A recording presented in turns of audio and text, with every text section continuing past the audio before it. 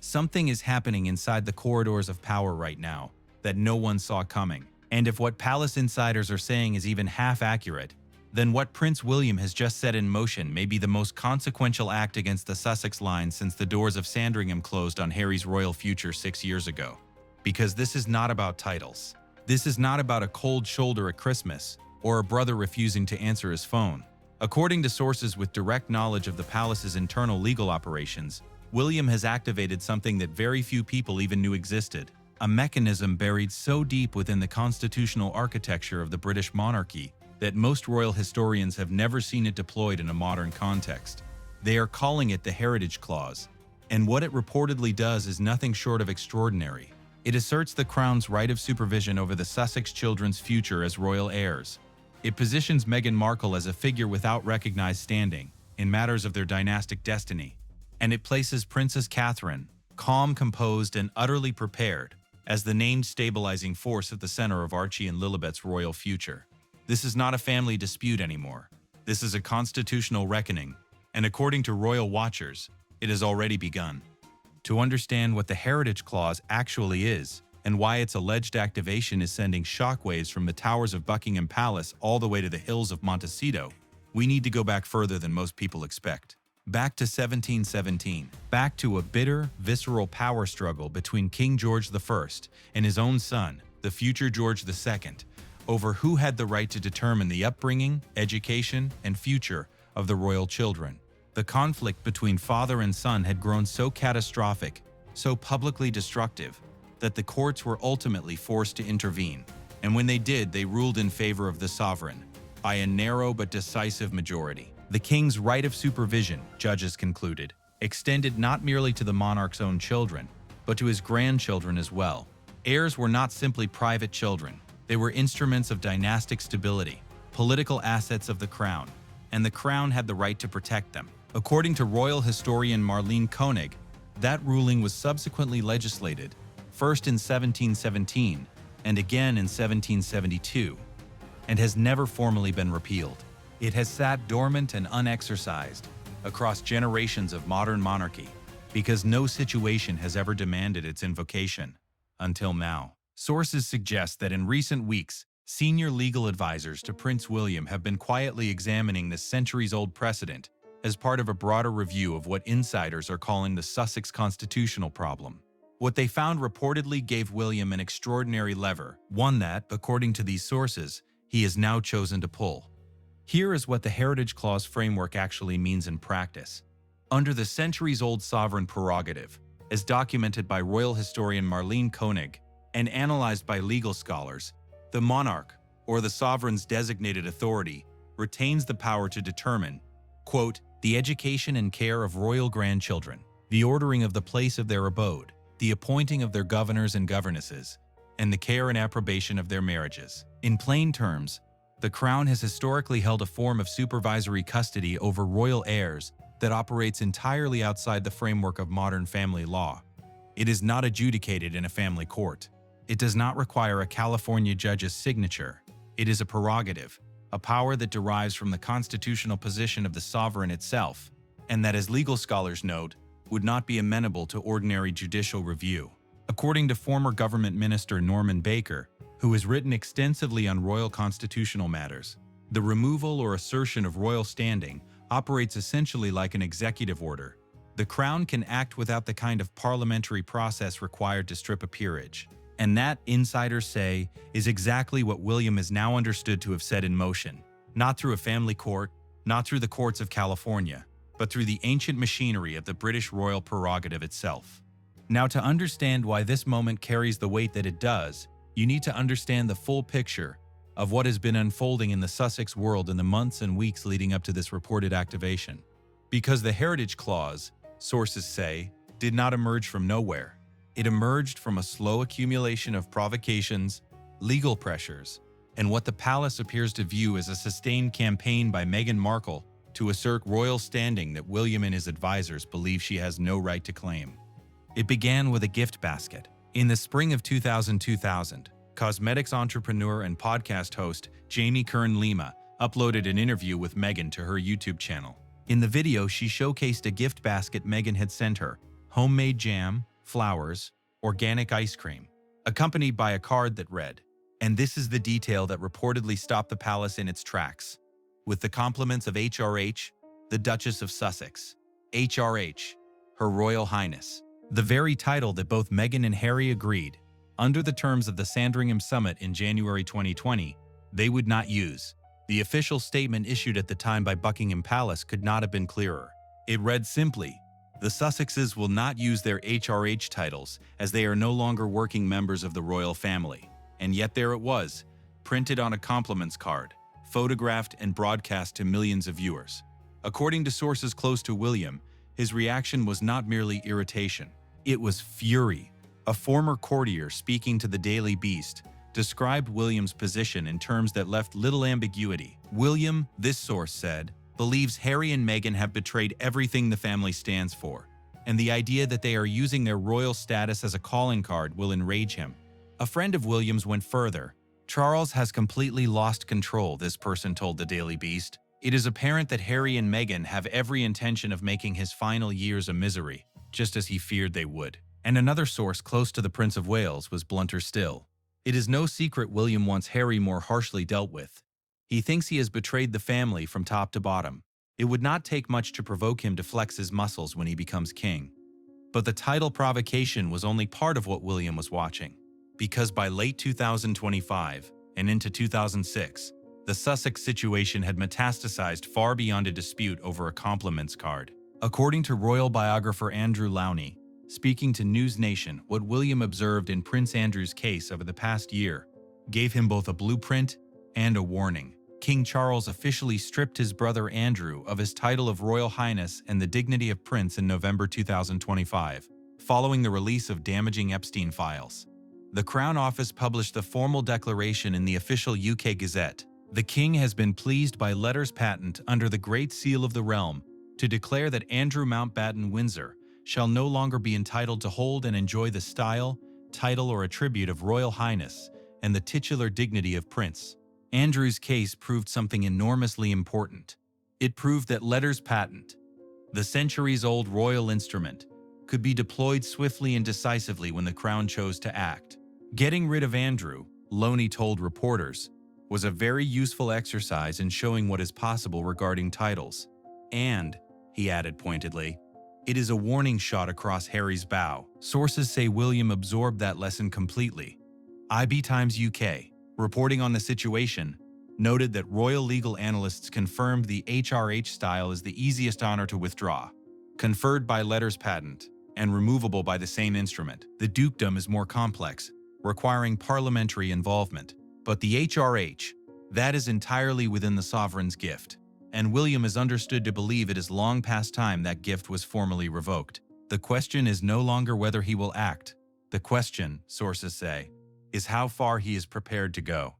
Here is where the story takes a turn that few anticipated. Because what sources are now suggesting goes beyond the removal of an honorific.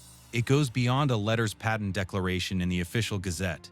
What insiders are describing, under the umbrella of the Heritage Clause framework, is something that strikes at the very heart of what Meghan Markle has been quietly building in California: her children's royal identity, their connection to the British succession, their future standing within the House of Windsor. According to palace sources, the framework William has reportedly authorized would assert the Crown's supervisory authority over the matter of how Archie and Lilibet are raised in relation to their royal heritage, their titles, and their dynastic future. It would effectively mean that any decisions Meghan makes about presenting her children as royal heirs, using their princely and princess designations, invoking their place in the line of succession, or positioning them as future working royals, could be subject to Crown oversight, and, if William chooses to exercise the prerogative, could be overridden. And at the center of this, sources say, sits Princess Catherine. Multiple insiders with knowledge of palace thinking describe Catherine as the person William trusts above all others to represent the monarchy's values in this matter. She is not positioned as an adversary to Harry's children. She is positioned as a stabilizing influence, the guardian of what the Crown believes Archie and Lilibet deserve, which is clarity, stability, and a future untangled from the commercial and reputational complexities of the Sussex brand. One palace aide, speaking anonymously, described Catherine's role with a simplicity that was almost devastating in its directness. She is the mother the monarchy trusts. That is the position. That is the signal being sent. To understand why Catherine in particular, you need to understand what she represents within the current palace architecture, and why, at this specific moment in 2026, her standing has never been higher. She emerged from a cancer diagnosis and a year of carefully managed public withdrawal, not diminished, but transformed. Royal commentator Jenny Bond has described Catherine as the stabilizing center of a monarchy, simultaneously managing Charles's declining health, the Andrew fallout, the Sussex estrangement, and the pressure of preparing a new generation of heirs. In that context, positioning her as the named guardian figure in the Heritage Clause framework is not merely symbolic, it is strategic. It draws the sharpest possible contrast between the Sussex world, insiders describe it as financially precarious and reputationally volatile, and the Wales world, which is presented as stable, purposeful, and dynastically secure. Royal commentator Phil Dampier has noted that William and Catherine have spent the past year carefully calibrating their image as the monarchy's future. Every engagement, every school visit, every careful word to the press has been building the case that this is what the crown looks like. And now, sources suggest, that case is being made in the most dramatic way possible. Meghan Markle has not spoken publicly about the Heritage Clause reports. Her legal team has not issued a statement, and that silence royal watchers say speaks volumes. Because the challenge she faces is not simply a legal one, it is a jurisdictional one, and it is one for which no precedent in modern California family law offers a ready answer. Here is the central problem that sources say Meghan's advisors are now wrestling with. The Heritage Clause framework does not operate through the courts she knows. It does not operate through the California family court system, where she and Harry would ordinarily have standing as Archie and Lilibet's parents. It operates through the British royal prerogative, an ancient constitutional power that, as legal scholar Master Graham Zellick has written, would not be amenable to judicial review in any ordinary sense. In practice, what this means is that if William moves to formally revoke Archie and Lilibet's HRH designations through letters patent, Meghan cannot simply file an injunction in a Los Angeles courtroom and expect a California judge to override the British sovereign's constitutional prerogative. The jurisdictions do not intersect in that way. She can challenge the political optics. She can challenge the PR narrative. She can, and sources suggest she will, attempt to reframe this as a racially motivated attack on her children's identities. But challenging the constitutional mechanism itself? Sources close to the palace's legal team describe that prospect with a single word: impossible. Royal legal expert Hilary Fordwich, speaking to Fox News Digital, confirmed that the removal of royal standing through letters patent is a sovereign act. It is not subject to the ordinary processes of judicial review. The Crown bestows, the Crown withdraws, and the Crown, as William has now reportedly demonstrated, does not negotiate on matters of dynastic integrity. This is also the moment, sources say, when the full weight of what is happening in the wider royal family begins to converge on the Sussex situation in ways that are devastating in their cumulative impact. Because the Heritage Clause activation does not exist in isolation. It exists within a royal landscape that is simultaneously undergoing one of its most dramatic restructurings in living memory. Consider what has happened just in the past few weeks. Princess Beatrice and Princess Eugenie, the daughters of the now disgraced Andrew Mountbatten Windsor, have been reportedly informed they cannot attend this year's royal ascot. According to the Daily Mail, the instruction left both women completely blindsided. A source told the paper that Beatrice has taken it the hardest. The move is understood to be part of what sources describe as a wider decision to exclude the princesses from all public-facing events for the foreseeable future. Multiple outlets have reported that William has advised other members of the family to avoid being photographed with the York sisters for the rest of the year. Royal expert Richard Fitzwilliams, speaking to The Express, predicted that Beatrice and Eugenie will, in his words, disappear from royal life. They will probably lose their coveted charitable organizations. They are unlikely to be prominent in the future. This is the context.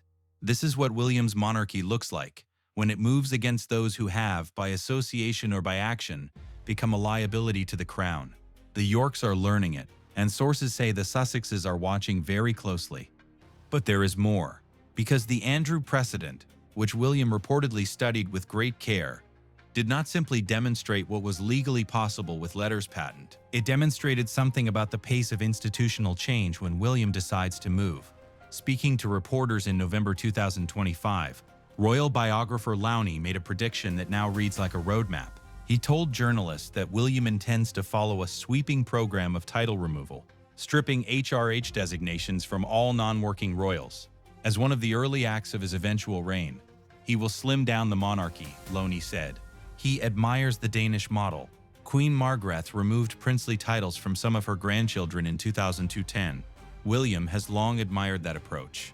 The practical, streamlined monarchy, the one where status reflects active service, not inherited privilege. And Archie and Lilibet, who were designated prince and princess as recently as March 2023, in a move that many courtiers at the time viewed as a provocation from the Sussex side, are directly in the frame. A friend of William's was explicit on this point in conversation with the Daily Beast. William obviously is not going to hire Archie and Lilibet as working royals, this friend said. The idea that somehow having a vestigial HRH as a baby later entitles you to be a working royal is beyond parody, even for them.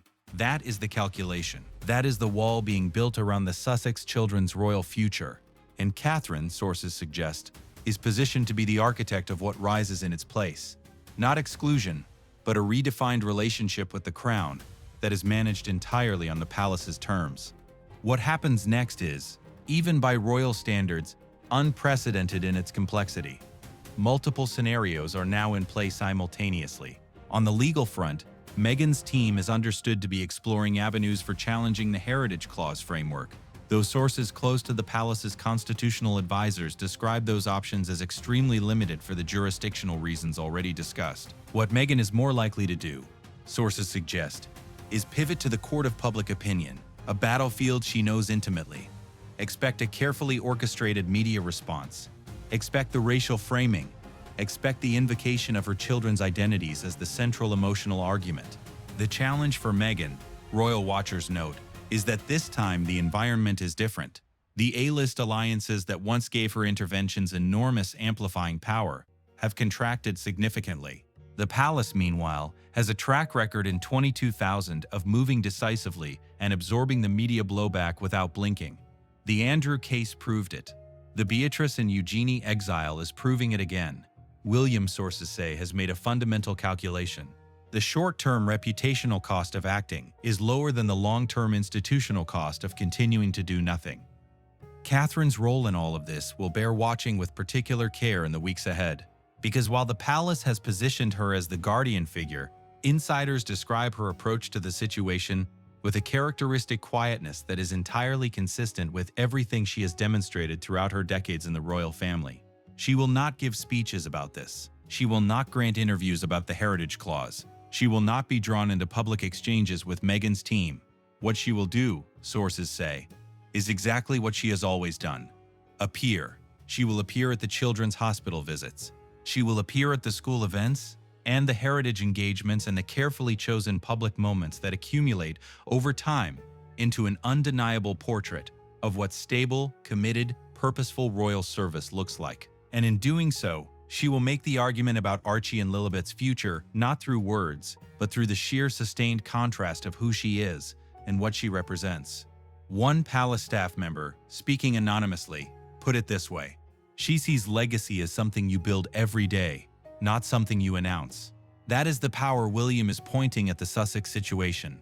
Not noise, not drama, just the quiet, relentless presence of a woman who was built for exactly this moment. There is one final dimension to this story that sources say is already being discussed in private, even if it has not yet broken into public view. The question of what happens if Harry, facing everything that is now collapsing around him in California, the financial pressures, the Hollywood isolation, the Netflix dispute, the loss of key allies, decides that the only way forward is to re-engage with the palace on the palace's terms. Multiple sources, speaking to a range of outlets over recent months, have suggested that King Charles has not given up hope of some form of reconciliation with his younger son before his health deteriorates further. But according to one royal biographer, William has made his position icily clear. He told the Daily Beast that he cannot imagine being in the same room as Harry again, except perhaps at Charles's deathbed, and possibly his funeral, and even that is not guaranteed. The Heritage Clause, sources suggest, is William's way of ensuring that if Harry does eventually come back, it is not on Meghan's terms. It is not on the Sussex brand's terms. It is on the Crown's terms, and Catherine's terms, and the terms of an institution that has spent 6 years watching what it considers a sustained and deliberate betrayal, and has now decided, quietly and irrevocably, to act. Royal expert Russell Myers, whose forthcoming book with William and Catherine has provided considerable insight into the Prince of Wales's thinking, has described William as someone who does not make decisions lightly, but who, once he has made them, does not go back. This looks like one of those decisions, and the reverberations, sources say, are only just beginning. All eyes are now on what the next weeks bring. Will Meghan's legal team find a way to challenge the Heritage Clause framework in any meaningful court? Will Harry, who according to Omid Scobie's recent reporting has not seen his relationship with William change in 3 years, make any direct overture to the palace? Will Charles, whose health continues to be described by observers as a source of increasing concern, intervene to moderate what is becoming one of the most consequential institutional confrontations of his reign? And perhaps most pressingly, how will Archie and Lilibet's day-to-day lives in California be affected as the legal and constitutional machinery that William has reportedly activated begins to take effect? These children are at the center of a storm they did not create and cannot control. And the palace, for all the cold precision of its constitutional moves, knows that it will ultimately be judged not just on its legal correctness, but on whether what it has done serves the best interests of 2 young people who are, whatever their parents' choices, still children of the royal bloodline. That tension between institutional necessity and human reality is where this story lives, and it is far, far from over. What do you think? Does William have the right to invoke this ancient prerogative? Or has the palace gone too far this time? Let me know in the comments below. The debate is already fierce, and I want to hear where you stand.